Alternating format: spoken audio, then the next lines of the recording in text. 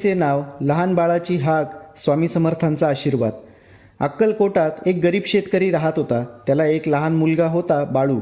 शेतात फारसं पीक यायचं नाही, घरात नेहमी गरिबी होती. पण बाळूच्या आईने त्याला लहानपणापासून शिकवलं होतं, बाळा, आपल्या घरात पैसा नसेल तरी चालेल, पण मनात श्रद्धा आणि स्वच्छता असली पाहिजे. स्वामी समर्थांना नेहमी आठवत राहा. एक दिवस बाळू आणि त्याची आई अक्कलकोटात स्वामी समर्थांच्या दर्शनाला गेले.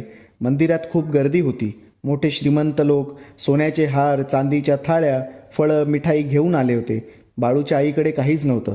म्हणून तिने बाळूच्या हातात एक लहानशी कोरडी भाकर दिली आणि म्हणाली, हेच आपलं अर्पण आहे, स्वामींना मनापासून दे. बाळू निरागसपणे स्वामींना ती भाकर देऊ लागला. काही लोक हसले, अरे, स्वामींना भाकर देतोस? इतक्या मोठ्या लोकांनी सोनं चांदी आणलंय आणि हा गरीब मुलगा भाकर देतोय. पण स्वामी समर्थांनी बाळूकडे पाहून गोड हसू केलं. त्यांनी ती भाकर घेतली